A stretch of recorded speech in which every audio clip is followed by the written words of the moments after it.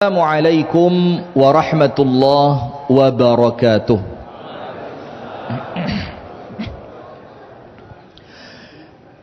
Bismillahirrahmanirrahim. Alhamdulillahi rabbil alamin. Wa usalli wa usallimu ala sayyidina Muhammadin wa ala alihi wa sahbihi ajma'in. A'udzu billahi minasy syaithanir rajim.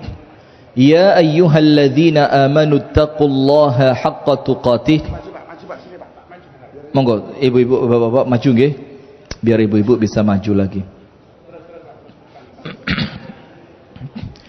Ya ayyuhalladzina amanu taqullaha haqqa tuqatih wa la tamutunna illa wa antum muslimun. Allahumma inna nas'aluka ilman nafi'a wa rizqan tayyiba wa amalan salihan mutaqabbalat.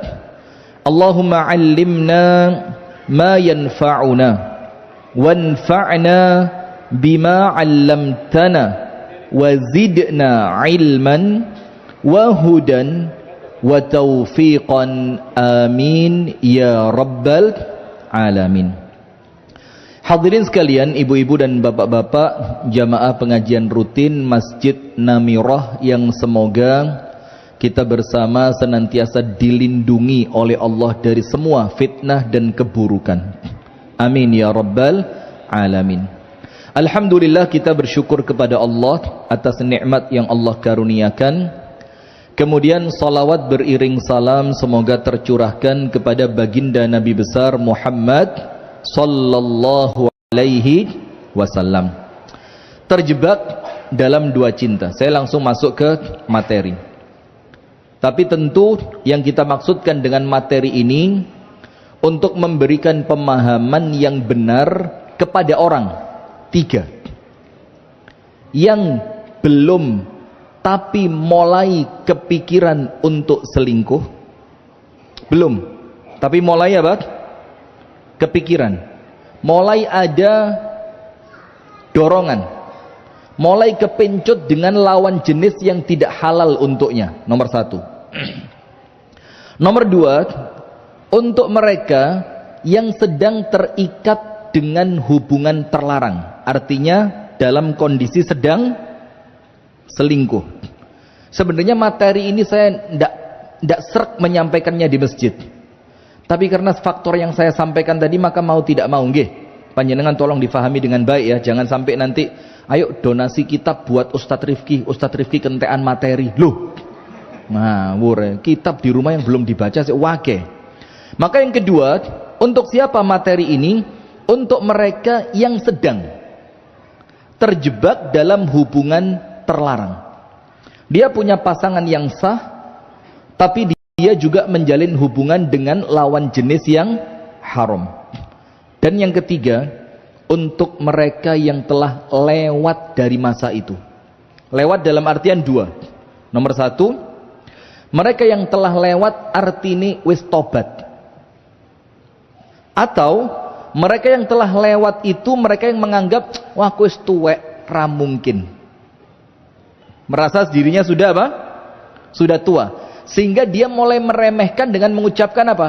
Aku wis tuwek, ra mungkin selingkuh. Nah, ini untuk tiga itu. Kita awali dengan apa yang difahami oleh syariat tentang pernikahan.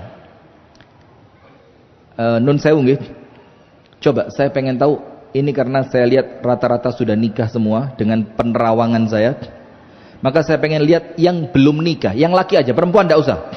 Kalau perempuan nanti TP-TP Anda. Yang belum nikah, bismillah. Yang belum nikah, ayo angkat tangan. Yang belum, yang angkat tangan, angkat tangan. Tidak usah ngaku-ngaku. Dari wajah kelihatan. Nggih, sudah, barakallahu fik. Nah, mumpung yang belum nikah masih sedikit ya, difikirkan mateng-mateng.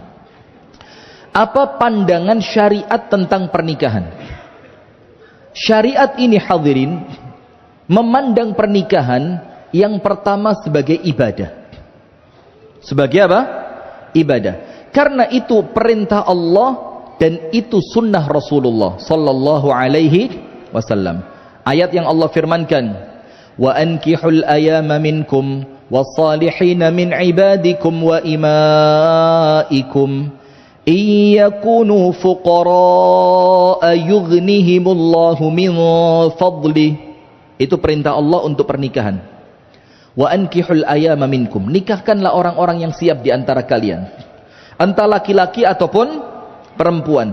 Bahkan Allah mengatakan kalau mereka miskin, yang kemiskinan itu menjadikan mereka tidak berani menikah, Allah bilang apa? Nikah saja, Allah yang akan mencukupi. Ada satu hadis, "Thalathun haqqun 'ala Allah 'aunuhum." Ada 3 kelompok manusia pasti Allah menolong mereka. Menjadi kewajiban bagi Allah untuk nolong mereka. Ada berapa? 3. Nomor 1, al-mujahid fi sabilillah. Orang yang berangkat berjuang di jalan Allah. Allah jaga mujahidnya, Allah jaga keluarganya. Yang kedua, an-nakih yuridul afaf. Orang yang menikah, niatan awalnya karena takut terjatuh pada perzinaan. Jadi tidak peduli Anda punya duit apa enggak, tapi ya mohon maaf, sembrono juga tidak boleh, harus tetap dengan perhitungan yang matang. Tapi orang yang menikah dengan niatan ingin menjaga diri, Allah mewajibkan dirinya untuk menolong mereka. Niatnya apa? Menjaga diri. Yang ketiga, al-mukatib. Siapa al-mukatib itu? Seorang budak yang ingin membeli diri dari tuannya. Ingin membebaskan diri, maka takon sama tuannya, "Tuan, harga saya berapa?" Katakan 100 juta. Boleh enggak di luar jam kerja saya kerja lagi? Nanti uangnya saya kumpulkan sampai ketemu 100 juta saya bebas. Itu namanya mukatib. Itu pasti oleh Allah ditolong. Maka pandangan yang pertama ibadah. Rasulullah SAW memerintahkan, "Ya ma'syarasy syababi man istata'a minkumul ba'ata falyatazawwaj fa innahu aghaddu lil basari wa ahsanu lil farji. Faman lam yastati' fa 'alaihi bis-shaum fa innahu lahu wija'." Wahai orang-orang muda, anak-anak muda. Ini menunjukkan ada perhatian khusus anak muda di dalam urusan pernikahan. Rasul bilang apa? Menikahlah kalian. Apabila kalian telah memiliki kemampuan. Kemampuan itu 2, secara fisik dan secara finansial. Artinya Rasulullah tidak menganggap remeh urusan uang. Walaupun ruwet tentang uang, ya tidak benar juga. Dan saya kasih cerita panjenengan. Dan screenshotnya di saya masih ada. Ada saya punya teman kerja jadi yang polisi apa? Babin Kamtipmas ya. Yang polisi apa? Kalau TNI Babinsa. Jadi yang di YouTube banyak Pak Babin itu loh. Polisi yang kerjanya apa? Penyuluhan ke kampung, ngelihat ke sekolahan, ngelihat ibu-ibu pengajian, memberikan penyuluhan tentang keadaan sosial, politik, segala itu. Saya punya teman itu. Dia selain polisi, dia juga mubaligh, penceramah. Ketika masuk ke salah satu SMP, panjenengan dengerin, bukan SMA, SMP. Apa yang terjadi? Dikumpulkan handphonenya anak-anak sekolah itu, dan sudah banyak yang jual diri. A'azzanallahu wa iyyakum. Dengan semua maknanya. Makna yang pertama, jual diri itu jualan foto. Bahkan dijelaskan di sana. Mohon maaf ya, ini masjid ya, tapi kita perlu tahu realitas masyarakat kita. Bagian atas harganya sekian. Bagian bawah harganya sekian. Satu badan penuh harganya sekian. Video sekian. Kalau telepon dengan video call sekian. 10 menit sekian. Sampai dia punya grup khusus untuk jualan dirinya. Sampai pada taraf a'azzanallahu wa iyyakum. Semoga Allah menjaga kita dan semua anak turun kita. Amin. Sampai jual diri zina. SMP. Ya apa? Maka kalau anak SMP sudah berani begitu, saya tidak heran. Kalau yang dewasa umur 35, 40, 45, 50 duit terus beli perempuan, ya tentu ringan sekali. Lawang yang SMP aja berani seperti itu. Bahkan ada kasus bapaknya sengaja jual anaknya. Ngomong sama anaknya ketika anaknya minta sesuatu, "Pak, butuh iki." Loh, awakmu lak duwe awak sih. Dolen awakmu. Golek duit dengan cara itu. Subhanallah. Dan ini, Pak, bukan di kota, Pak, di desa. Maka Rasulullah memberikan perhatian, "Ya ma'syaras syababi man istata'a minkumul ba'ata falyatazawwaj." Sing enom-enom ini rabekno. Nikahin. Minimal mereka selamat dulu. Urusan rezeki nanti bismillah difikir bareng-bareng. Selama mereka beriman, bertakwa, sholat genah, insya Allah rezekinya dijamin sama Allah. Nggih napa nggih? Kita ini masalahnya miskin harta, miskin iman, miskin ibadah. Sehingga kita tidak pernah merasa gentle, itu tidak pernah. Duit tidak punya, digertak calon mertua, ceper. Karena apa? Ibadah tidak kuat, ilmu tidak punya, iman lemah. Nah sudah, itu pandangan pertama tentang pernikahan, yaitu ibadah. Kalau belum bisa menikah, Rasul bilang apa? Poso. Rasul bilang puasa. Ada satu riwayat tapi diperselisihkan. Ketika Allah Ta'ala menciptakan nafsu ini keinginan terhadap lawan jenis segala macam, itu Allah memberikan hukuman untuk nafsu untuk tahu kelemahannya di mana. Dihukum dengan api sama Allah. Tambah dadi. Dihukum dengan dingin sama Allah. Tambah parah. Allah hukum dengan berbagai macam hukuman.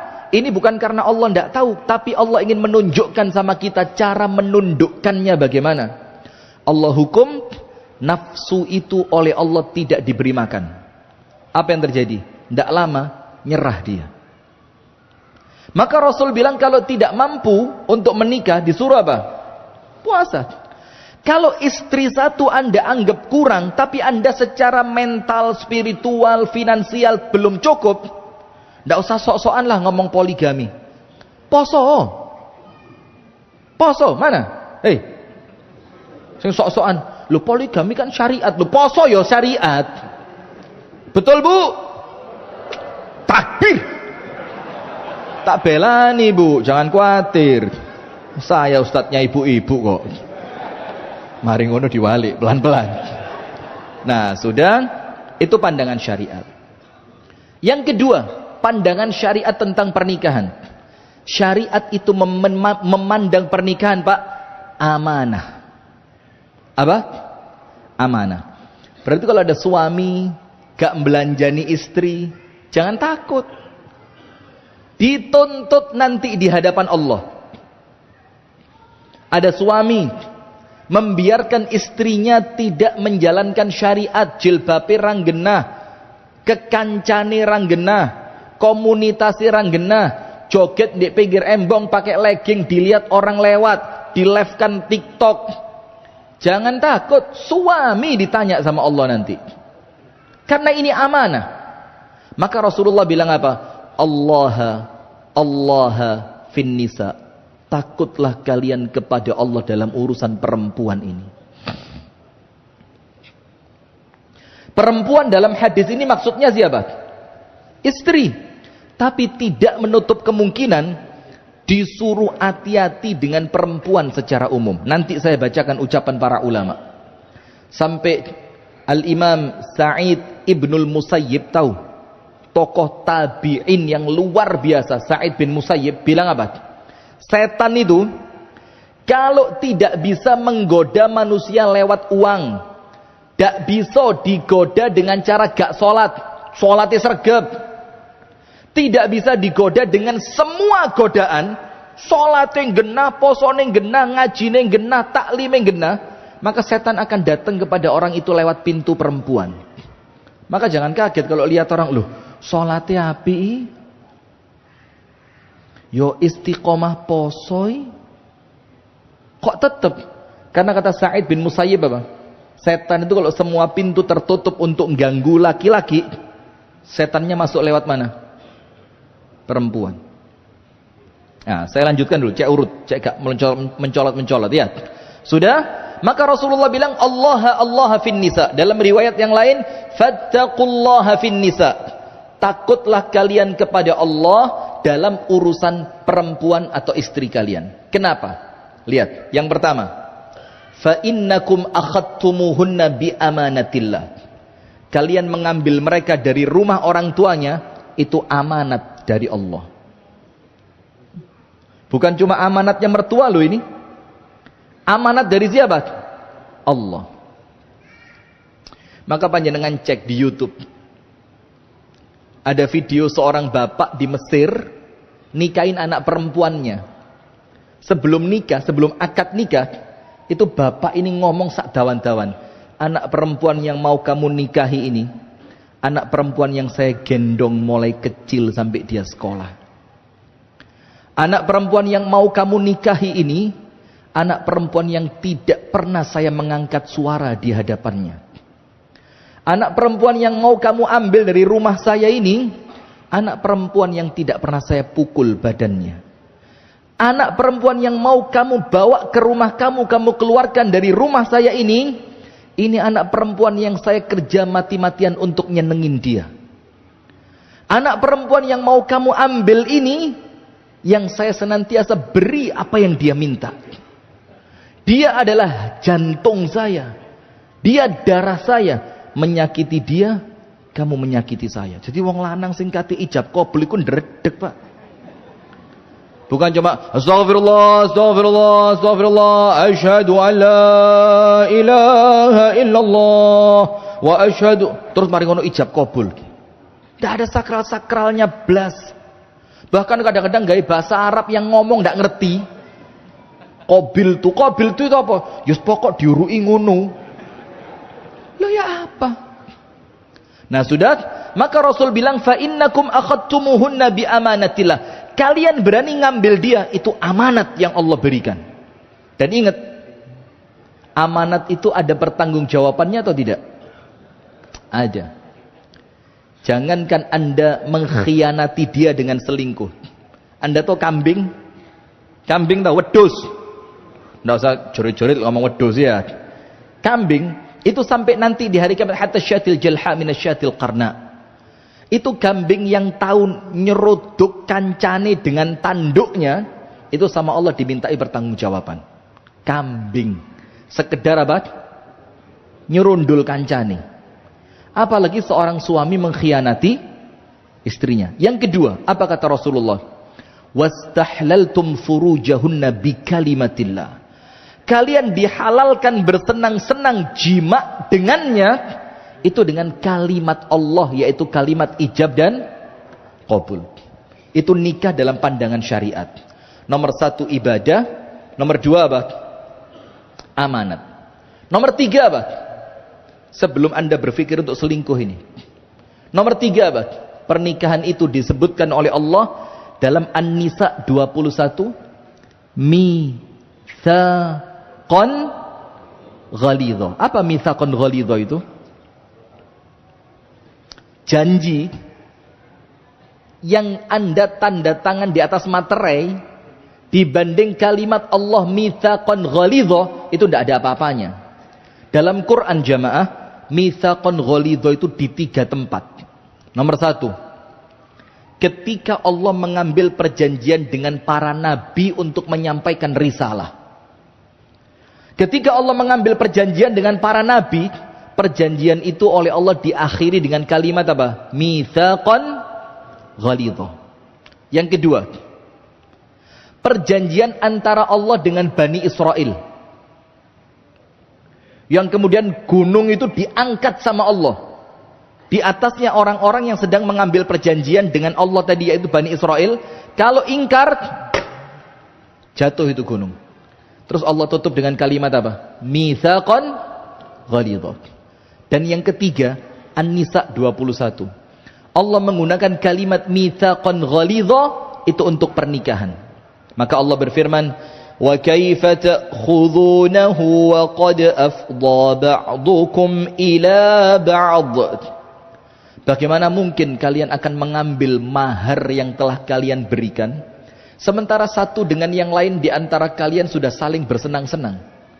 Maksudnya kalau orang itu menikah, kemudian cerai setelah terjadinya jima, maka maharnya untuk perempuan, entah banyak ataupun sedikit.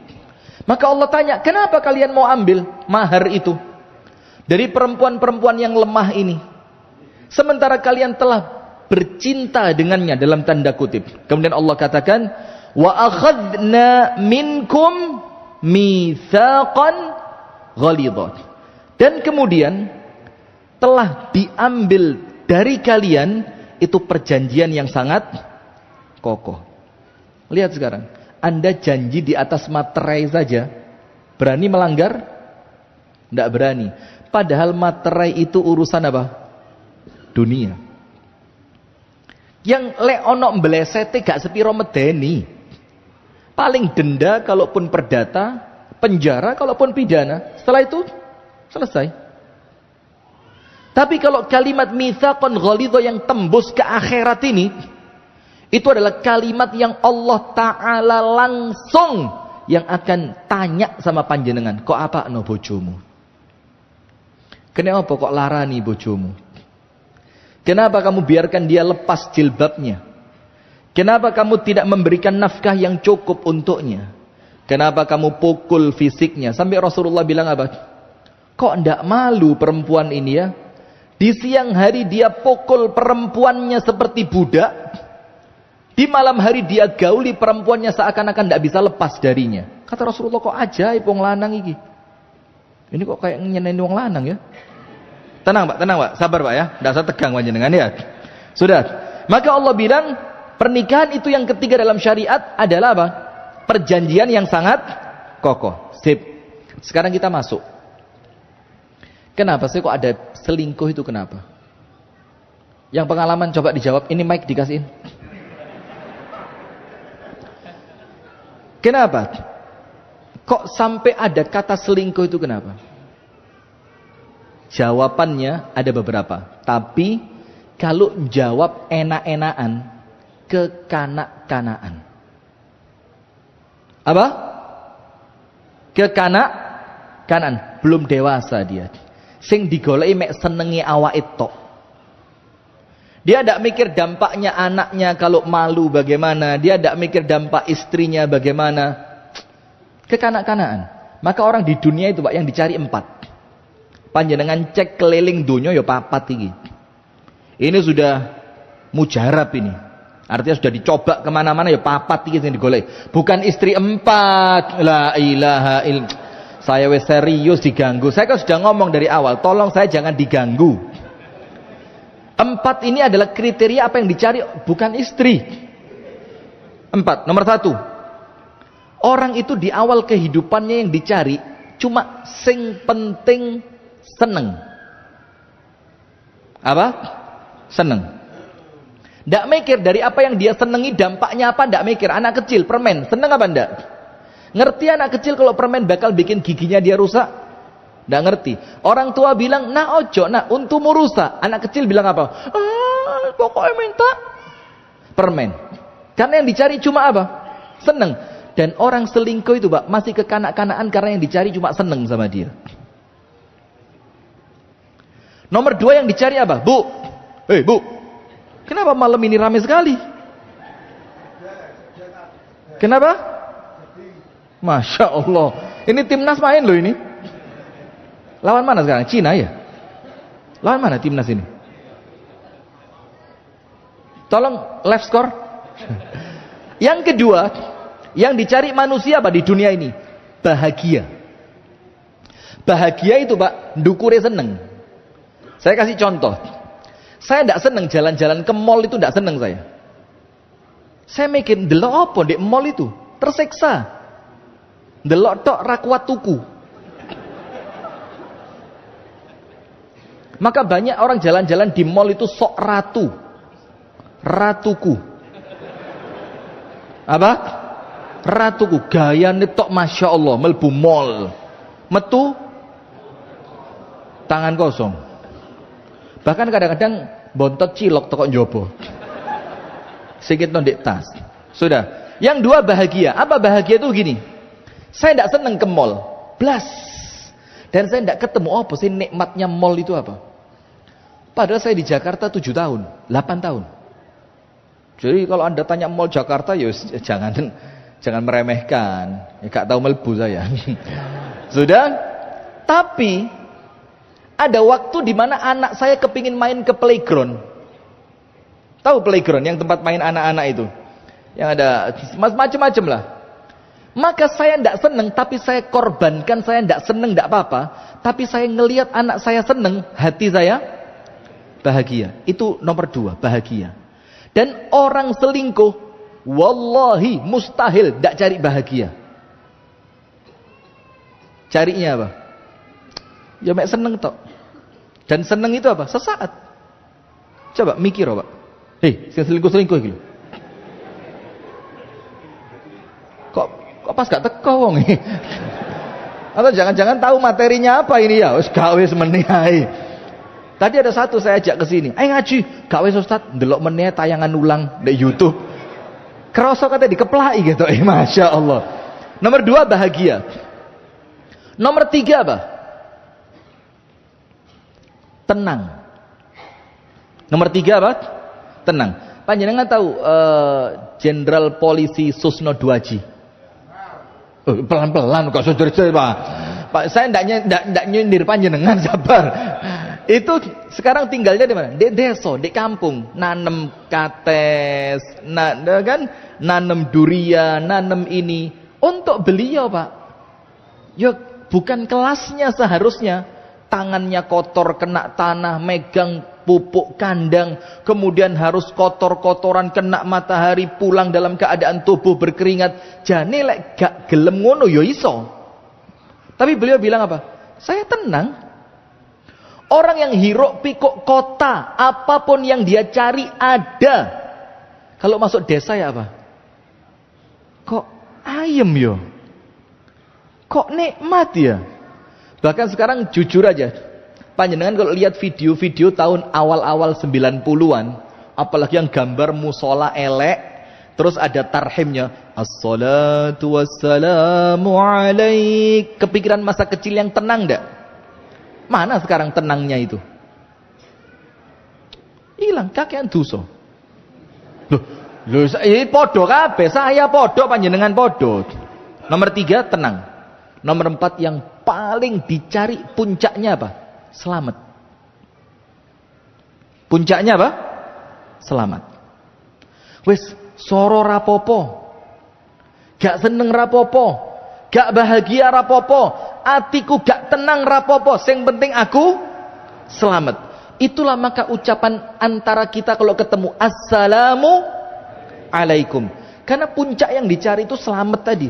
Dan orang selingkuh tidak mungkin selamat.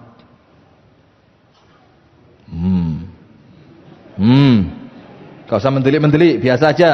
Gak usah sok mengancam saya. Orang selingkuh tidak mungkin selamat. Karena dia baru sampai level yang pertama. Sing digoleki cuma apa? Sing penting aku seneng. Apa bedanya sama murid-murid PAUD? Kalau cuma yang dicari yang penting seneng, rugi Anda S1. Punya Anda ijazahnya asli loh, Pak. Rugi Anda kalau masih digoleki mek seneng. Ada apa ketawa? Rugi. Nah, sekarang begini.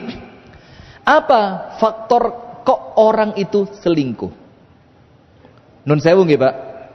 Saya tidak pernah dari awal punya keinginan untuk ceramah rumah tangga. Tidak. Karena jujur, saya takut omongan itu balik nang awak saya dewe. Karena orang itu diuji dengan apanya? Omongannya. Ini melburene kepeksa, kejegur. Wes kejegur mbek teman-teman dijungkrak nih mana? Belep. Tapi lama-lama seperti terbentuk. Jadi ketika saya ceramah begini, panjenengan ojo nganggep, alah takono bojone. paling yo tahu. Lo yo jangan begitu. Panjenengan kayaknya sentimen banget. Kita ini saling menasehati, walaupun gaya ngomongnya gaya ceramah, tapi ini yo untuk saya dan untuk kita semua. Nggih napa nggih? Sudah. Apa faktor orang selingkuh? Saya tulis ada 4. Nomor 1, dha'ful iman. Imannya lemah, sehingga sholatnya dia tidak masuk ke dalam hati, ngajinya dia tidak masuk ke dalam hati, sedekahnya dia kalaupun oleh Allah diterima akan menjadikan dia tidak mungkin maksiat. Berarti sedekahnya dia sama Allah tidak diterima. Puasa Ramadannya muspro, bahkan mungkin dia umroh, bahkan mungkin dia haji, la yusminu wala yughni min ju'. Tidak bikin gemuk, tidak bikin hilang lapar, tidak ada manfaatnya, karena imannya lemah. Itulah panjenengan dengar hadisnya. Ini hadis sahih. Jadi saya nulis materi ini kudu asal ngomong. Saya coba cari. Rasulullah bersabda la yazni az-zani wa huwa mu'min, wala yasriqu as-sariqu wa huwa mu'min, dan diteruskan sampai banyak. Tidaklah melakukan, a'azzanallahu wa iyyakum, tidaklah melakukan zina orang yang berzina dalam keadaan beriman. Tidak mungkin. Kalau dia sedang beriman, tidak mungkin zina. Maka Rasulullah bilang apa? La yazni az-zani wa huwa mu'min. Tidaklah berzina orang itu ketika berzina dalam keadaan mukmin. Berarti ketika dia berzina imannya kemana? Anda bayangin, kalau pas zina Allah takdirkan wafat, la qadarullah. Ya abah, nasibnya. Di tempat kami pernah kejadian. A'azzanallahu wa iyyakum. Semoga Allah nutup aib kita semua ya. Amin ya rabbal alamin. Ada imam masjid. Saya tidak nyebut tempat, saya tidak nyebut tahun, saya tidak nyebut nama. Bukan masjid, maaf, musola. Tapi imam rawatib di situ. Maghrib, isya, subuh, zuhur, asar. Tidak ada orang tahu. Orang tahunya dia orang yang salih, terjaga, mastur. Mastur itu apa? Tertutupi aibnya. Tidak ada orang tahu. Berwibawa, disegani, ngimami musola, 5 waktu di masjid. Anda tahu wafat di mana? Komplek pelacuran. Pas di atasnya perempuan. Tidak ada orang tahu. Tidak ada orang tahu. Diambil sama anaknya, bawa mobil, dibawa ke rumahnya, dimandiin, dikafani, tidak ada orang tahu. Anda tahu 2 hari setelah itu penjual koran. Disebut nama daerahnya, misalkan ini daerah apa ini namanya? Mantap ya? Apa? Mantup. Mantup. Tahu saya, cek panjenengan gak tegang dulu. Tahu saya, Mantup tahu. Maka saya bilang mantap tadi, cek panjenengan rotok guyu titik ngono ya. Apa nama daerahnya? Mantup. Itu penjual koran keliling sak Mantup. Mantup, imam masjid Mantup mati di komplek. Mantup, imam masjid mati di komplek. Imami Mantup mati di komplek. Yang awalnya tidak ada orang tahu, sak kampung jadi tahu semua. Coba seperti itu. Ini ketika apa? Dia meninggalnya dalam posisi yang buruk. Coba mikir, le aku mati pas ngono piye? Ada kemungkinan? La. Yo kalau na'udzubillah, semoga Allah jaga kita semua nggih. Insyaallah dunia akhirat sama Allah dijaga. Amin. Panjenengan, saya, istri, suami, anak, cucu, semua mudah-mudahan sama Allah dijaga. Amin ya rabbal alamin. Tapi orang yang berzina tadi, ada enggak kemungkinan nyawanya Allah cabut ketika dia zina? Coba. Dan dalam keadaan itu Rasulullah bilang apa? Dia sedang tidak beriman. Maka kalau imannya dia kuat, insya Allah akan terhindar dari semua itu. Maka nomor 1 apa? Lemahnya iman. Nomor 2, adamu ghadzi al-basari.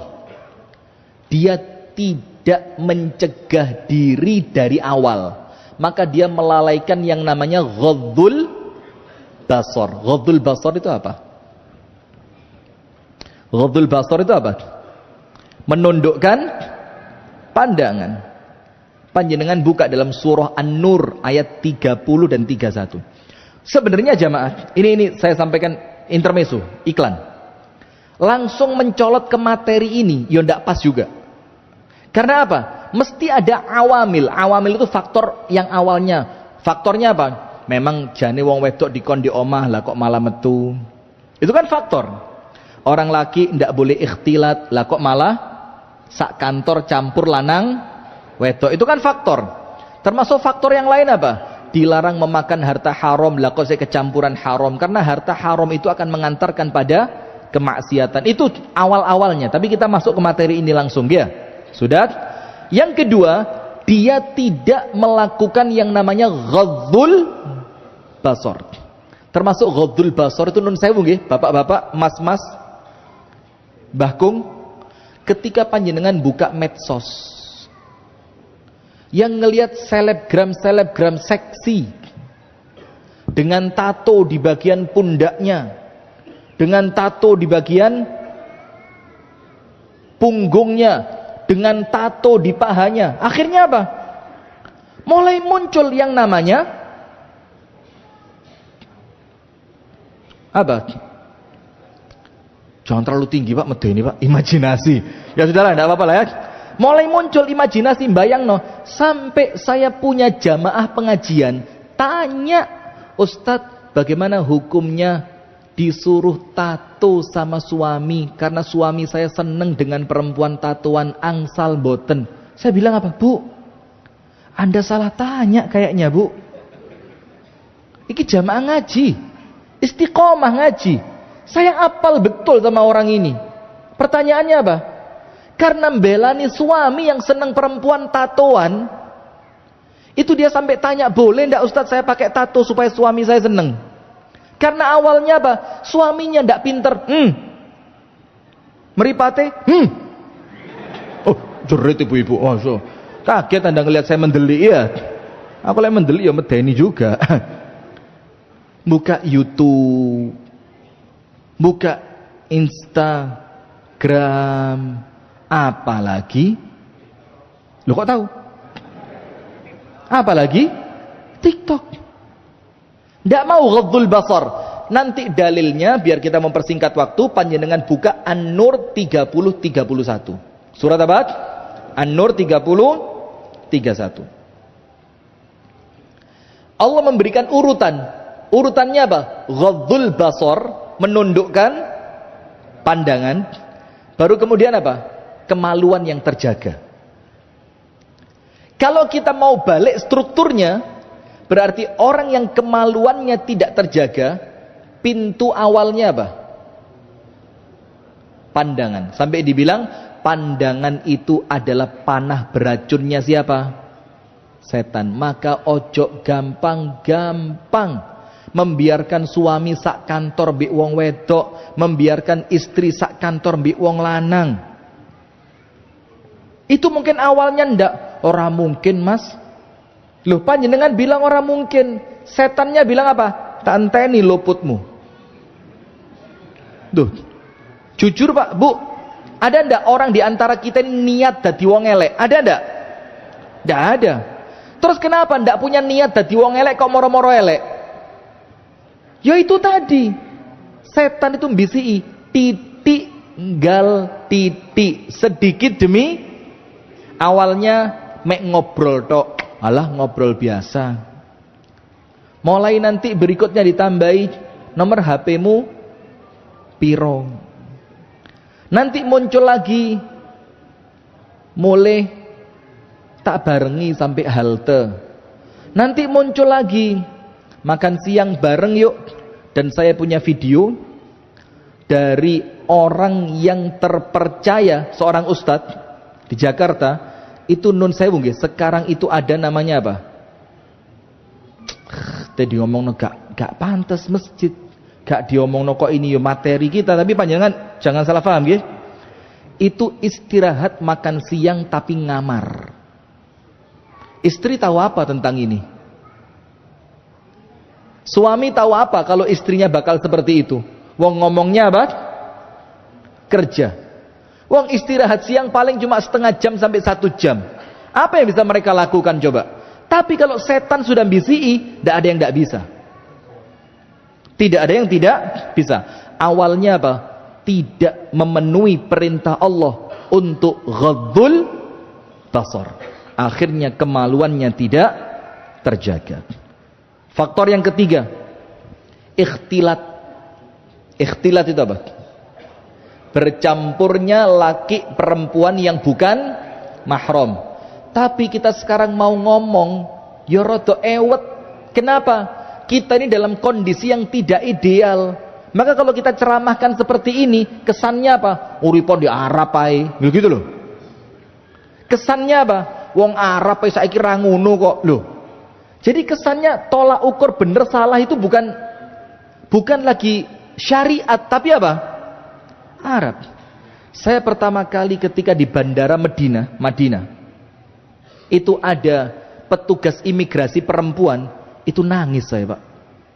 Pertama turun Medina, kita mau keluar ada loket-loket imigrasi yang tidak pernah ada sebelumnya. Moro-moro apa? Di loket itu ada perempuan. Nangis saya ngelihat itu. Ikhtilat. Itu sudah. Di tempat-tempat seperti itu tidak ada jaminan. Karena apa? Faktor ketiga, ikhtilat. Lemahnya iman, enggan untuk menundukkan pandangan. Yang ketiga, percampuran laki perempuan bukan mahram di suatu tempat tanpa keperluan yang mendesak. Faktor yang keempat, hati-hati, ar-rifqah as-sayyi'ah, kekancan elek. Temennya orang yang tidak ngerti dosa, temennya orang yang tidak ngerti azab dari Allah. Dia kumpul sama teman-teman yang seperti itu. Kumpul dia. Yo namanya teman dalam bahasa Arab dibilang apa? As-sahibu sahib. As-sahibu sahib. Teman itu narik. Sampai Nabi Muhammad bilang apa? Orang yang berteman dengan orang yang jelek, jahat, buruk, itu seperti berteman dengan pandai besi. Kemungkinannya dua, karo-karone elek kabeh. Kemungkinan pertama, imma an yuhriqa thiyabak, kelambimu kobong, kepletian geni. Maksudnya apa? Akan narik kamu masuk neraka. Maka ada cerita dalam Quran apa? Ya wailata laitani lam attakhidh fulanan khalila laqad adallani 'anidh dzikri ba'da idh ja'ani. Dibilang apa? Ya Allah, getun aku kenal sama orang ini ya Allah. Coba dulu saya tidak berteman sama orang ini ya Allah. Laqad adallani 'anidh dzikri ba'da idh ja'ani. Karena dia telah menyesatkan saya dari ingat kepadamu ya Allah, setelah sebelumnya saya ini orang baik-baik. Kemungkinan pertama, narik panjenengan mlebu neraka. Karena apa? Teman tadi diajak apa? Nun sewu lho nggih. Maaf sekali, ini untuk panjenengan insyaallah bahasannya gak masuk. Tapi mudah-mudahan ada manfaatnya. Diajak karaoke. Diajak ngopi di pinggir jalan ketika safar, dicari tempat yang pelayannya pakaiannya seronok. Nanti malam diajak duduk di mana? Besok kemana? Wong-wong polos sak polos-polose wong lek kekancan mbek wong elek pasti katut. Kemungkinan pertama, membakar pakaianmu. Kemungkinan yang kedua apa? Wa imma an tajida minhu rihan atina. Kamu dapat darinya aroma yang tidak sedap. Maksudnya apa? Dadi omongane wong. Ya apa sih bojomu mbak? Wingi aku ndelok kok koncoan mbek wong iki. Padahal wong iki ndek kampung lu terkenal koyo ngene, Mbak. Atau sebaliknya, ketika itu perempuan, Mas, aku kok wingin delok Istri sampean digonceng wong, Mas. Oh, gak apa-apa, iku mek anu tok kok nang sekolahan, kerja biasa iku, ora apa-apa. Coba. Jadi omongan elek. Maka faktor yang keempat, teman yang buruk. Baru terakhir saya tambah plus 1. Apa itu? Setan. Tapi maaf, kalau panjenengan ngomongnya setan, ini abstrak banget, Pak. Panjenengan tahu rasanya bisiane setan seperti apa tahu? Setan bisi. Hei, kalau jilbab pireng, oh wahyu. Paranono. Ada begitu setan bisi muni dek kopeng jilbab pireng ayu, paranono. Jangan GR. Saya contoh tok ini, jangan aku ya Allah. Jangan GR. Oh banyak jilbab hitam sepuh-sepuh keriput ya banyak kok. Ini contoh saja. Kan kalau kita ngomong setan abstrak, panjenengan teh nyalano setan. Iki setan iki, tak antemane setan iki. Jare setan nih, gak ketok lho. Abstrak. Tapi memang kita akui ada faktor tambahan satu, yaitu gangguan dari setan. Apa gangguannya setan? Ibu-ibu dengerin, Bu. Sekarang balik ke ibu-ibu. Bu. Ibu-ibu mirengaken nggih. Perhatikan. Faktor dari setan. Nomor 1. Rasulullah sallallahu alaihi, ini masih kurang 2 lembar ini. Jangan lanjut, Pak. Saya pulang jauh. Rasulullah sallallahu, kalau saya mau nginep di sini ada tahu kan harus bagaimana biar saya bisa nginep itu kan ya. Tanggung jawab loh. Begini, setan. Ini untuk perempuan ya. Untuk siapa? Perempuan. Rasulullah mengatakan apa? Tidaklah aku tinggalkan setelah aku wafat fitnah yang lebih mengerikan untuk laki-laki dibandingkan fitnahnya siapa? Siapa? Perempuan. Ma taraktu ba'di fitnatan adharra 'ala ar-rijali minan nisa. Sampai ketika ada ulama di zaman tabi'in ngomong apa? Kalau orang nitip duit sama saya, kalau bahasa kita nggih, 1 triliun, 1 triliun. Duit apa? Ahmad Saroni mana? Astagfirullahaladzim. Saya udah ngomong jangan nyebut nama itu.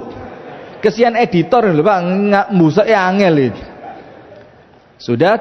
Apa kata ulama tadi? 10 tahun, 20 tahun, 30 tahun gak tak cuil blas. Tidak ngefek. Saya kuat kalau untuk amanah pada urusan uang.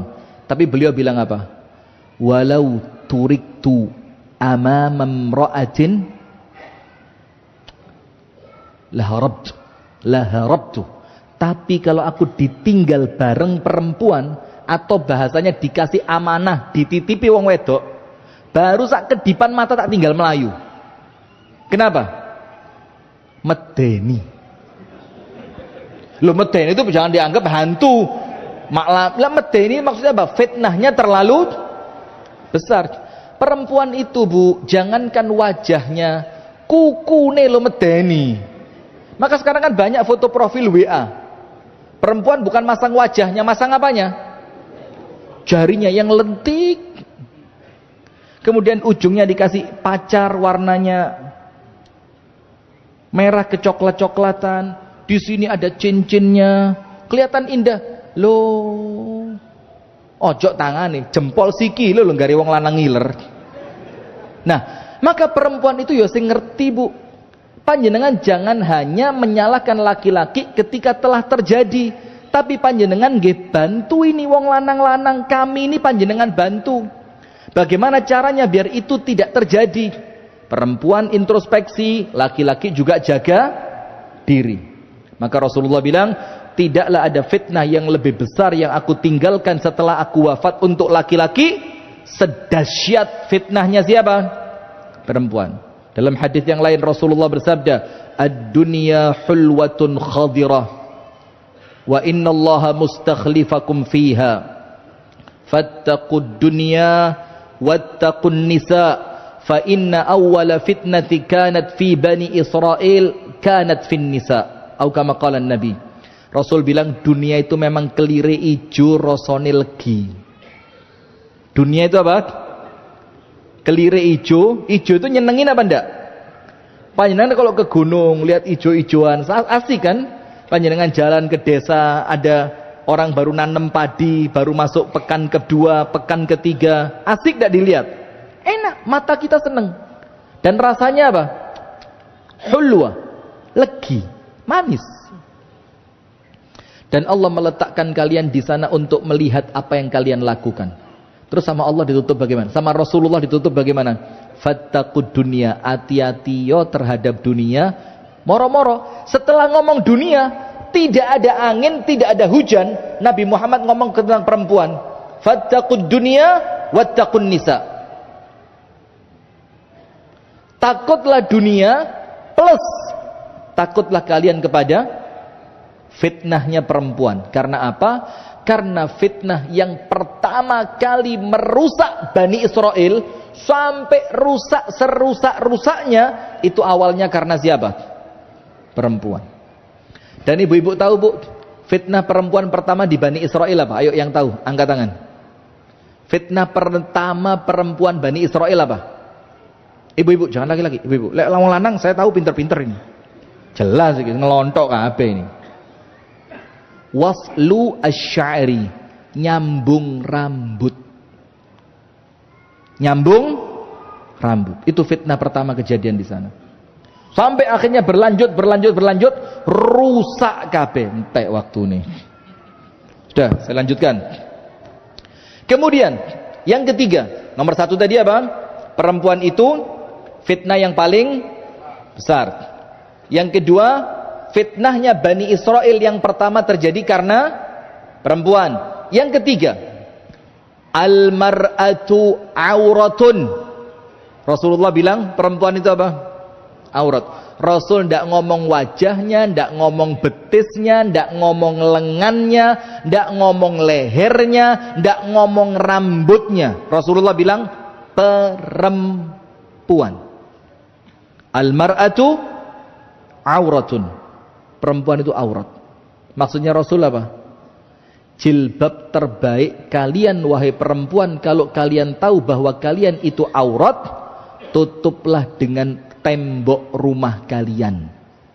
Waqarna fi buyutikunna. Tetaplah kalian tinggal di rumah. Lah ini awalnya apa? Perempuan yang kemudian muncul dengan kalimat live loh ini emansipasi, sehingga terkesan perempuan yang di rumah itu seperti tertindas. Padahal justru perempuan barat sana sing bendino metu itu kepingin seperti panjenengan sing gak perlu metu dibelanjani wong lanang. Satu buletin terbit di Perancis, diliput oleh majalah Az-Zahroh sekitar tahun akhir-akhir 90-an. Ada jurnalis perempuan Prancis itu nulis karena dia ini bertetangga dengan laki-laki dari Aljazair. Jadi rumahnya dia tetanggan sama satu keluarga muslim dari Aljazair.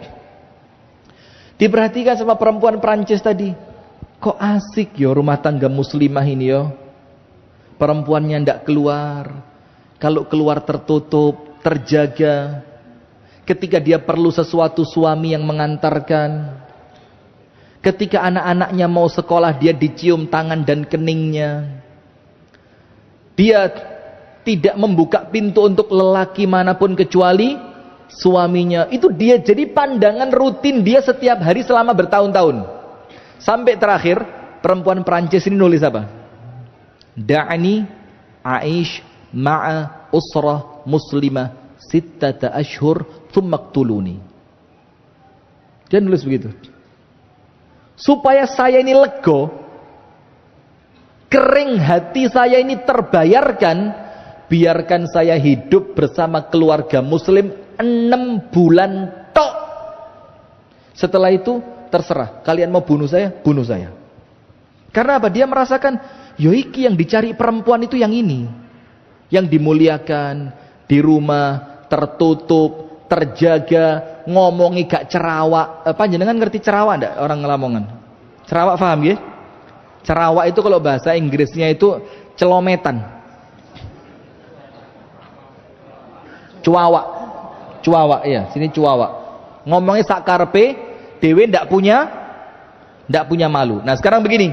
Rasulullah bilang, "Al-mar'atu auratun." Perempuan itu aurat. Berarti kalau aurat, Bu, boleh dibuka atau harus ditutup? Bu. Ya, Mang. Bu, aurat itu harus ditutup atau boleh dibuka? Tutup. Dan kalau aurat itu bukan cuma wajah, tangan, betis, dada, maka nutupnya bukan lagi dengan baju, tapi nutupnya dengan apa? Rumah. Maka sebaik-baiknya jilbabnya perempuan itu rumahnya. Terus perempuan jawab, ndelok bojone sik Ustaz, lho ngene iki lho, sik ket dikandani protesnya didhisikne. Dengerin dulu, fahami baik-baik, diresapi, dimasukkan ke dalam hati, coba dipikir. Nah, sekarang tidak sampai situ, dilanjutkan sama Nabi. Idza kharajat, kalau perempuan itu keluar, apa yang terjadi? Istashrafaha asyaitan. Kalau dia keluar, sama setan diketokne ayu di pandangan laki-laki asing masio asline panjenengan sing kompak. Sama setan dipacai ayu, diketokne ayu di hadapan laki-laki bukan mahram, padahal asline. Lihat ini ini saya tidak pernah survei, cuma kan katanya. Tapi kok katanya kok terbukti terus. Kalau ada orang selingkuh, terus selingkuhannya ketemu, biasanya ayu bojone apa ayu selingkuhane?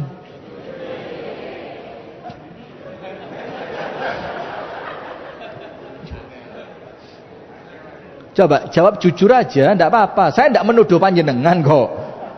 Oh, nanti lek diwara ayu bojone kok kayak aku pengalaman. Enggak. Kalau ketahuan, Bu, terus apa katakanlah yang masuk entertainment lah ya. Kemudian mulai muncul, ini nih selingkuhannya. Mesti netizen bilang apa? Kayak tong sampah. Masya Allah. Wajahnya kayak aspal bolong. Wajahnya kayak gunung habis meletus. Loh. Sak macem. Kemudian istrinya sampai orang yang masih waras. Ini kan orang selingkuh itu kan ya roto-roto. Iya, bocor halus, ya suka halus iki. Pecah kalau ban gitu pecah kayak sorry tembel ini. Itu kalau orang yang masih akalnya jernih, loh, bojomu putih. Lencir kayak beting. Ngomongnya ya sopan. Untune apik. Lambene ngenah. Mripate Masya Allah. Lah kok sampean iso? Nah, itu loh perempuan itu. Idza kharajat, kalau dia sudah keluar, istashrafahat asyaiton. Dia sama setan dibikin apa? Dibikin cantik. Sekarang penutup. Sabar, penutup. Ya sekitar 12 menit lah. Mboten apa-apa nggih? Ini wis kari titik tok jebol, rugi kalau pulang lagi saya. Penutupnya begini. Selingkuh itu ada beberapa bagian. Nomor 1, selingkuh lewat omong-omongan atau chatting. Enten boten? Enten boten? Saya kalau ngomong sama kamu kok ngerasa klik ya. Mulai langsung bacakan ayat kursi semburan. Puh! Kena jin itu perempuan. Kalau yang lain lagi begini, nggak tahu ya. Kalau ada kamu kok hati kayaknya gimana gitu. Sebulan. Jangan dikasih angin. Kalau dikasih angin miber deh. Jangan. Itu dari omongan. Pertama mungkin chatting. Sudah makan lom gitu, bukan belum. Sudah makan lom. Lom iki apa lom iki? Dijawab sama si perempuan. Lom. Makan yuk, jengkol enak. Masya Allah. Itu masuk koridor selingkuh. Walaupun tidak sampai kontak fisik. Kenapa? Boleh tidak laki-laki yang bukan mahram membuka pembicaraan dengan perempuan asing yang dari pembicaraan itu tidak ada pentingnya sama sekali, bahkan menjurus pada rayuan? Wong waras ison jawab. Boleh tidak? Boleh apa tidak? Saya tanya Bu, kalau suami panjenengan chatting dengan perempuan lain dengan bahasa seperti itu, loro ati mboten? Sing banter to Bu. Loro ati mboten? Jawab lagi Bu. Suami kalau melakukan itu Bu, disengit nih apa diduduk nih bojone? Sementara keburukan dan dosa itu apa? Sesuatu yang disembunyikan yang dia tidak senang orang lain tahu. Betul apa enggak? Berarti itu dosa atau bukan? Ya sak walike ya padha Bu. Kalau panjenengan chatting sama tukang paket, Mas paket, where are you Mas paket? I miss you so much Mas paket. Lho mbek tukang paket I miss you so much. Iya. Ini sama. Suami panjenengan ya lorati dengan itu. Nomor 2. Selingkuh apa? Pertemuan. Pertemuan itu apa? Ngopi bareng. Ayo. Enek apa enek? Enek apa akeh? Ngopi bareng berdua. Dengan alasan apa? Yo kan ini teman lama saya. Loh waktu SMA dulu saya biasa sama dia itu kerja kelompok bareng. Ngerjain apa kerja? Coba. Terus duduk berdua. Walaupun tanpa sentuh-sentuhan. Tapi longgo wong loro dep-depan, saling ngomong, itu selingkuh. Nomor 3. Selingkuh touch. You know touch? Touch screen. Tul toeng, tul toeng, tul toeng. Apa tul toeng ini? Sentuhan. Dan sentuhan ini dalam Islam bukan perkara ringan. Walaupun sekarang panjenengan lihat bahkan semacam tokoh agama pun rodok bergampang-gampang dalam masalah itu. Rasulullah bilang apa? Kalau salah seorang di antara kalian ditembus kepalanya pakai besi menyala panas, merah, kobong, julup, sampai tembus di tubuh bagian bawah, itu lebih ringan dibanding dia nyentuh tangannya orang yang bukan mahram. Ayo, saya biasanya salaman. Kalau itu dianggap remeh, itu selingkuh. Walaupun tidak ada perasaan. Yang keempat, terakhir, yang paling top, selingkuh badan. Nomor 1, obrolan bisa via chatting, pertemuan, sentuhan, badan. Dan tahu tidak beratnya? Anda tahu zina itu kan terbagi 2. Ada yang namanya zina muhsan, ada zina ghairu muhsan. Zina muhsan itu apa? Zina untuk orang yang sudah punya istri atau punya suami, atau pernah menikah walaupun sudah cerai. Dia pernah nikah, terus setelah itu zina, itu namanya muhsan. Hukumannya apa? Biar panjenengan dan saya bisa membayangkan abote dusone itu loh. Dipendem di tanah, dipendem sebatas pundak. Jadi pundak ini ketutup lemah. Yang keluar apa? Leher dan kepala. Bu, dilihat Bu. Yang keluar apa? Leher dan kepala. Kemudian diapain? dilempar batu. Tidak terlalu besar, tidak terlalu kecil. Para ulama mengatakan sekepalan tangan. Itu diantemi sampai mati dan tidak boleh hukuman itu disembunyikan. Artinya apa? Wajib dilakukan di khalayak ramai. Berat atau ringan? Itu kalau tidak terjadi di dunia, lah kok Anda tidak tobat, di akhirat luwih parah teko itu. Itu kalau muhsan.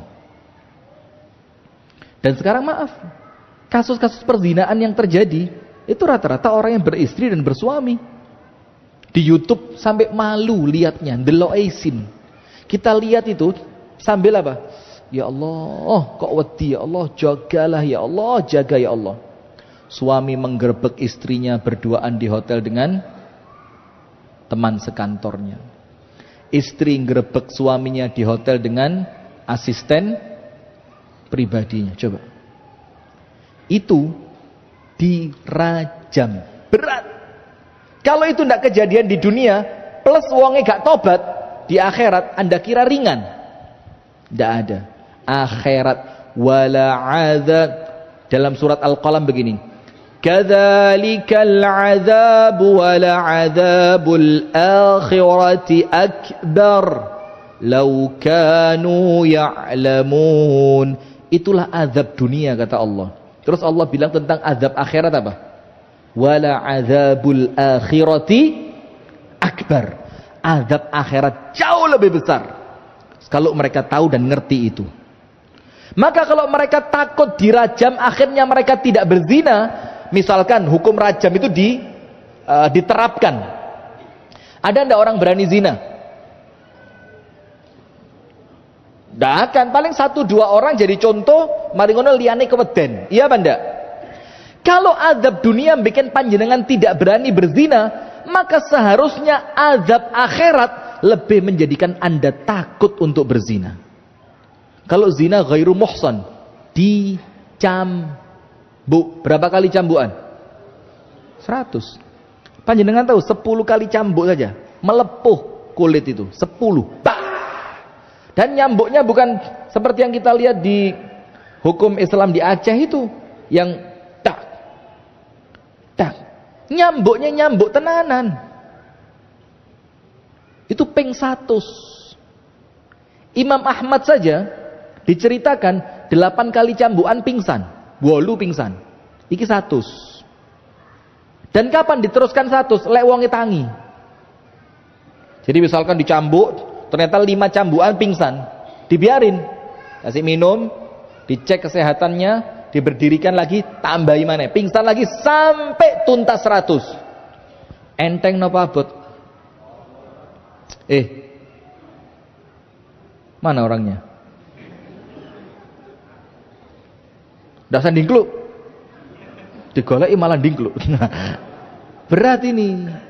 Dan azab akhirat jauh lebih berat. Nah sekarang penutup jamaah. Penutup. Selingkuh itu apa sih? Khianat. Selingkuh itu apa? Khianat. Anda tidak ngerti pasangan Anda yang tulus sayang cinta sama Anda mengkhianati itu. Dan khianat itu sifatnya siapa? Orang munafik. Nomor 2, selingkuh itu apa? Kebohongan. Anda bohong sama pasangan Anda, dosane gede. Yang ketiga, selingkuh itu apa? Selingkuh itu fahisyah, menjijikkan. Yang keempat, selingkuh itu apa? Kehinaan. Yang kelima, selingkuh itu apa? Kehancuran. Dan ini baru akan disadari kalau betul-betul kejadian. Bukan ketika selingkuh, tapi lewat selingkuhnya itu mengantarkan dia dapat semua ini, hancur, hina, jijik, khianat, bohong, Allah murka, baru nanti sisa penyesalan. Nah maka jamaah ada obatnya. Nomor 1, bagaimana biar tidak selingkuh? Nomor 1, minta tolong sama Allah. Itu poin yang paling top. Doa sama Allah, ya Allah, jagalah hamba ya Allah. Nomor 2, memperkuat ibadah. Tapi ibadah sing tenanan ibadah, bukan asal ibadah. Inna sholata tanha, sholat mencegah, puasa tameng. Ibadah sing tenanan le ibadah. Yang ketiga, ilmu, duduk di majelis ilmu. Yang keempat, kalau panjenengan wani selingkuh ketika sendiri, ojo sampai wani dewean. Gini, maksud saya gini. Misalkan Anda itu selingkuh kalau pas Anda sendiri karena uang, maka jangan pernah keluar sendiri. Tapi sebaliknya, ketika Anda itu justru berani selingkuh karena koncone akeh, ojo kekancan sama yang akeh itu. Obatnya apa lagi? Suami dan istri saling menjaga, menasehati, melayani, introspeksi. Dan terakhir, ingat azabnya Allah, ingat mati, ingat kiamat. Ingat azab, ingat mati, ingat kiamat. Itu yang dapat saya sampaikan. Insyaallah apabila ada kesempatan yang lain, kita akan lengkapi pembahasan ini. Dan mohon maaf ya, ini terlambat berapa menit ini? Ada sekitar 20-an menit. Tapi semoga ada manfaatnya. Hadanallahu wa iyyakum ajma'in. Subhanakallahumma wa bihamdika asyhadu an la ilaha illa anta astaghfiruka wa atubu ilaik. Kurang dan lebihnya mohon maaf. Assalamualaikum warahmatullahi wabarakatuh. Ini posisi terbuka, tapi air yang netes cuma seperti ini. Dan ini mereka agar airnya walaupun menetes bisa tetap dipakai. Yang menjadi permasalahan di desa kami adalah air bersih, Pak. Beberapa waktu yang lalu sampai memprihatinkan warga kami itu minum air dari aliran sungai. Lalu kami coba untuk meminta tolong ke SDU. Alhamdulillah diberikan tanah, lalu diwujudkan keinginan sekalian yang ada di belakang. Dan salah satu tantangan dari pengeboran sumur ini adalah banyaknya batu yang keras luar biasa. Bahkan di tengah-tengah proses pengeboran dengan kedalaman 85 meter, kita bisa menemukan batu sebesar ini. Ini batu utuh yang kemudian keluar dari bor. Bahkan lebih besar dan sebesar ini. Memang awalnya musola ini dulunya hanya tandon, kemudian karena kita lihat ukurannya lumayan, maka akan lebih baik kalau bisa double fungsi, bisa dipakai tandon, bisa juga dipakai tempat ibadah. Jadi mudah-mudahan barokahnya double, barokahnya air dan barokahnya ibadah. Dan kami mengajak kepada pemirsa sekalian untuk terus bergabung bersama kami lewat amal-amal sosial kemanusiaan untuk senantiasa memberikan manfaat dari setiap yang Allah karuniakan kepada kita. Jangan lupa terus berikan sebagian dari apa yang Allah karuniakan kepada Anda untuk kemaslahatan sesama. Barakallahu fikum. Assalamualaikum warahmatullahi wabarakatuh.